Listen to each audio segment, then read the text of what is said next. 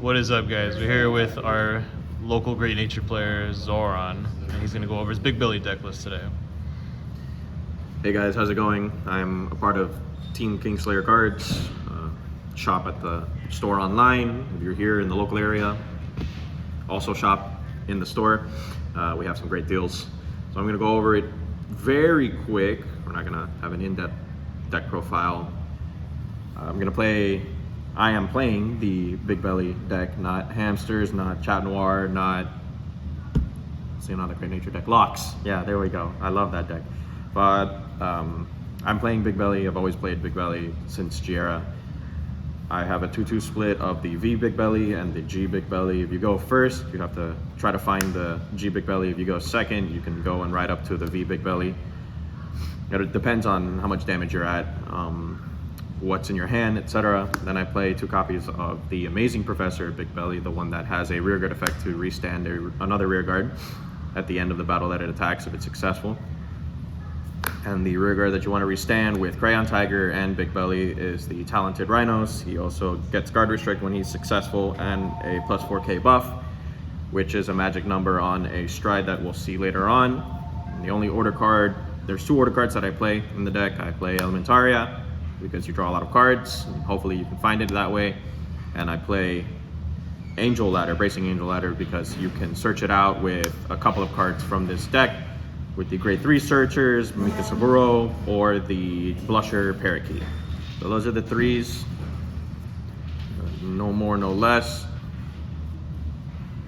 You can play the Rotting Usurper Dragon, but I choose not to. There's no space. I play 3 Crayon Tiger. You could bump this up to 4. I have a 1 of here that you can switch to make it 4 copies. If you don't know what this card does, then you haven't been playing the game for a very long time. If you do know what this card does, then congratulations. It's a restander for another rearguard. And at the end of the turn, you get to draw a card, and the rearguard gets retired from the effect. I play Blusher Parakeet. It searches from the top 7 A grade 3 cards, so it can search any of your 3s plus your Heal Guardians. This is a very good card. At the end of the turn, it will get retired if it's on rearguard circle. It's on van and rear when you place it. This card, Lesser Rider, is for your units with the accessibility itself, plus the Rhinos, plus the Amazing Professor Bigbellies. It can give them resist when it becomes successful, and everyone gets plus 2k if they have this accessibility, and you can force it to get the accessibility. And the last grade 2s that I play are Spool Mary and Candelaria. This is just a 1-of. If ever you see it, you don't need to play it. I'm pretty sure I'm going to take it out. And the Spool Mary is another copy of Talented Rhinos, because on rearguard circle it will give itself plus 10k, so they can reach a threshold with the bird, and the bird is most likely going to be your first stride going second or your second stride going first. Those are the 2s.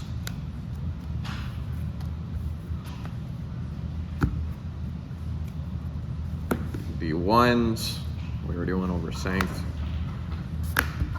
I play 2 Deli Belly, which are the Bigbelly Perfect Guards. These are really good. They countercharge and draw you a card for Soul Blast 1 if you retire it from the Guardian Circle or Rearguard Circle.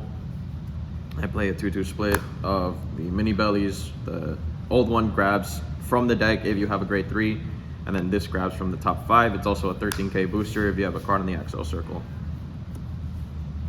I play 1 copy of Garm Murek.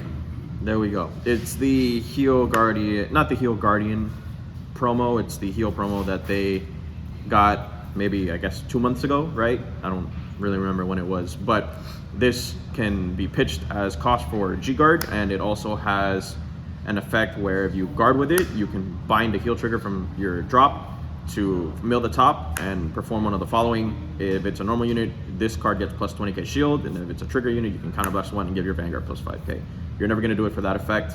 You're always going to use it for your G-Guard ability. And if you don't want to play the Candelaria, you can play 4 copies of Mike.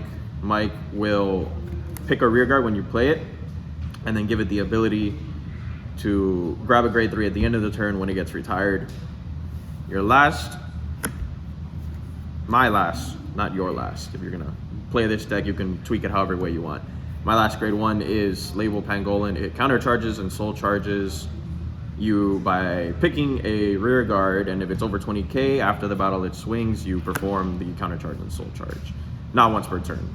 So you can sort of get around Hanali by playing this card and targeting a rear guard that is going to swing multiple times with your restanders or by other effects.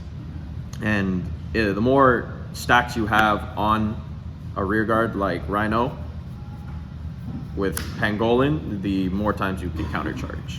So it's kind of a good way to circumvent Hanali's battle counterblast restriction. And if you don't see them, then having 4 big attacks is better than having 7 also big attacks. My trigger lineup is 1 Cable Sheep, it's 1 draw trigger, 2 of the Curious Pony, 4 of the Stride Crit, and 4 Pawn Belly, 3 of your Heel Guardian, and 1 Automatism Koala. And the last card here is the Overtrigger. You can swap it out for a crit if you join the No OT tournament to make it 3 copies of Curious Pony.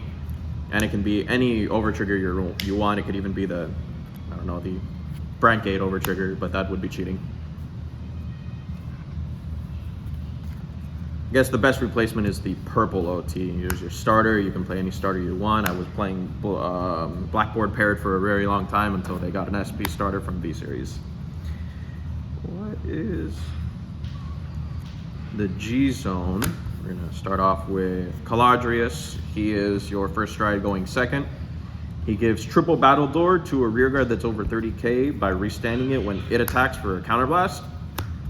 And it's for the turn, that rear guard that attacks. So you can give it to Talented Rhinos and it would swing with guard restrict for 3 or more to guard from hand. There's ways that your opponent can get around it. They can Elementaria or G-Guard, but that turn is incredibly powerful if you hit a crit or 2. The next card is Ballarul. This is a very old card since the end of G era that we've had in our G-Zone. It is the same function as the Crest in premium format, where you can flip and Soul Blast 1 and your front row units will get plus 4k for every card face up in the G-Zone. So your front row, by the end of the game, if you have a copy of this still in your G-Zone, if you haven't flipped it up early, will get massive. It can get up to 32, 36k power, and it also gives an on-hit ability. Once per turn, when it hits a Vanguard, you can draw 1. You will draw 1. It's a must. It's mandatory. You can deck out with this time. The card that you usually flip up with Caladrius or Ballarul is the Mana Garmer. I don't really use it for its first effect. I never stride into it because that would be milling triggers. Sometimes you go into it if you have a really bad matchup like Chaos Breaker and you link Joker deck that locks your board, but you won't really have a board because you kill your own rear guards. It's for the second effect in the G-Zone. When you swing with your Vanguard, you can Soul Blast 1 to call a card from your hand, and you can extend attacks. A lot of people don't really give that card a lot of credit, or they don't anticipate it. This is your History Collection stride.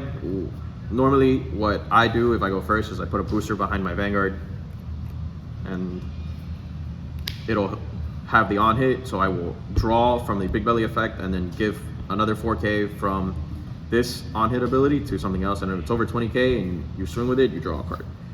And it also gets you 2 Axel markers. You don't necessarily need to go into it unless your hand's really bad. You can go into it going second.